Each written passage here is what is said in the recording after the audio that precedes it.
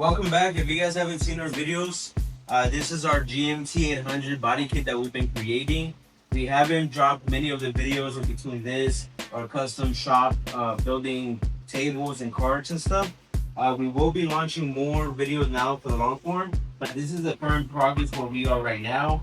We want to give you guys an update where we're standing, what is to be expected here soon. Want to make sure that we get everything test fitted, do our mock-ups, make sure everything's gonna fit as smooth as possible, as clean as possible before you guys are even able to order, pre-order, and get your material.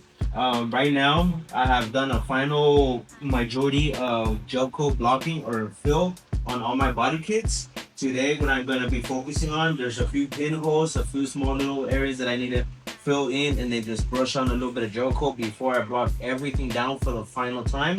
As soon as I block it down, I'll clean it up, wax it all up, make sure we get a lot of wax in here so it can absorb, and then we can start producing the very first test run. So by worst case scenario, this is the first week or second week of August.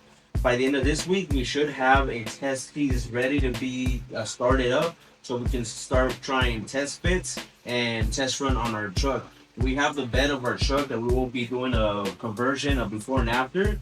We have the bed already stripped down to bare metal. It'll be ready for bed liner soon.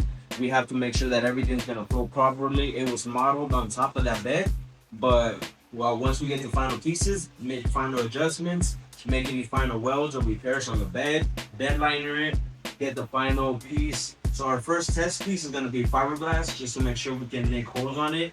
Anything we have to do. The final piece for our show truck is gonna be carbon fiber. So this is gonna be made in forged carbon fiber for the entire truck. And what our kit does is, if you guys have an older truck, so that's a Silverado from the 99 to a 2007 year model, and you want to make it look like a brand new truck, 2020, 2022, 2025, or even newer, we will have the 1500 style face. We will have the 2500 face as soon as we finish up with this one. And we will also have the Bison edition. So if you guys are interested, we will have face swaps for your GMT800, and everything has been redesigned, reflowed to incorporate some of the old school body lines and some of the new school. And that way you can have a truck that flows the whole new face of the brand new trucks with the old school body. As I mentioned, I just sprayed this gel coat. I sprayed it on Saturday. So I let it gas off on Saturday afternoon, Sunday. It is now Monday, so almost 3 days that it's been drying and degassing. This is cardboard that we added flanges to it. These are fiberglass panels that we built into it.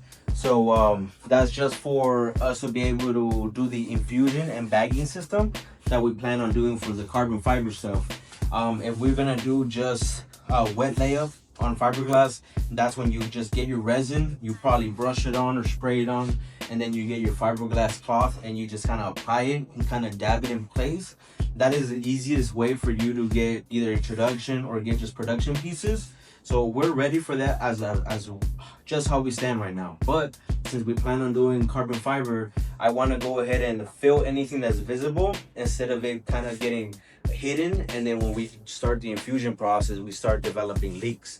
So in order to avoid all that and just take care of everything now, I will be holding off on making the first test piece and going back in and filling all the little pinholes. So right now, since this is gel coat with wax, I have to de-wax the entire system and then slightly scuff it up with like sandpaper, maybe like 220 grit, just so it can bite to the new product.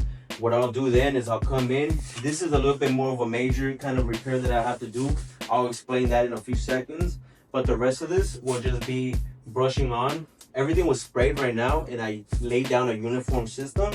But the panel itself is pretty solid. So I don't have to brush on the entire body kit, but I do need to brush on small areas, either on the flange or a little bit on the actual body kit. I have to brush it on with a little brush in multiple directions to force it in there, pack it in there, and then let it dry again, and then block the whole thing, and then we're good. We're like solid, it's one piece. The biggest issue that I have right now is wherever I use, this is like not particle board, it's like 1/4" or 1/8" MDF. Maybe because it has more expansion and contraction, it's kind of flexing on us a little bit. You can see here, it looks like a one uniform piece. You don't see no crease line, but you can see a small little crease line here. This is fine. This is a step, so you just see a shadow. That's perfectly fine. That's fused. This is fiberglass. But on here, so on the fender wells, I use that cardboard because it was a lot more flexible. So I use it over here as well. And you can see here that I have a small little gap here, and I have a gap from here as a crack continuously going there, and a small one on that side. So those are my only major repairs that I have to work on. And it's because I think I used this material because I had a little bit more flex, but it was also rigid.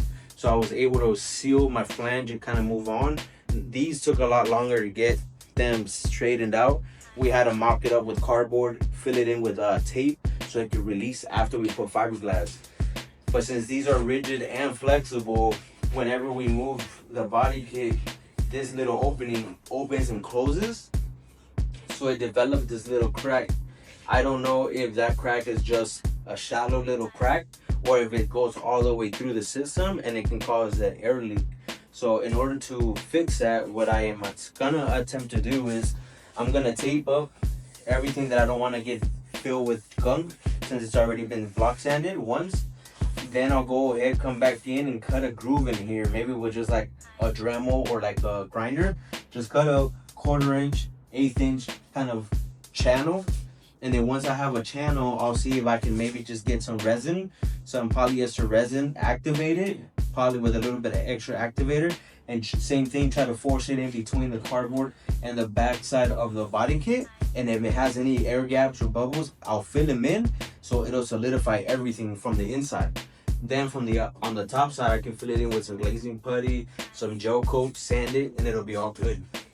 So that is the only thing that I really need to concentrate. There's like, out of the whole thing, there's like 5 little major pinholes that will get a little bit of glazing putty, and then block that down, fix this, brush on a gel coat on everything again, and then we're ready to block it all up.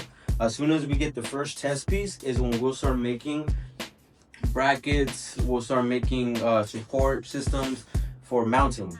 We have to bring in the truck. First thing is that our truck is a long bed.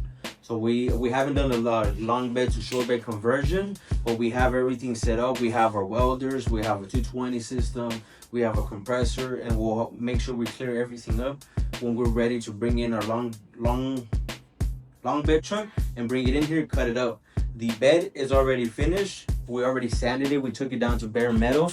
I have it closed up right now. Here, it's all just bare metal. So it's literally ready for just a wipe down and some bed liner.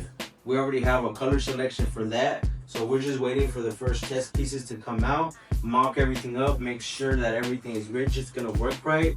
See if we're gonna provide you guys with some brackets, or at least give you guys an idea of how you guys can mount your own system once you guys order. So if you guys are interested, as we mentioned in the beginning of the video, we'll have 3 different variants for the GMT800 before we move on to our next projects on a different platform for you guys.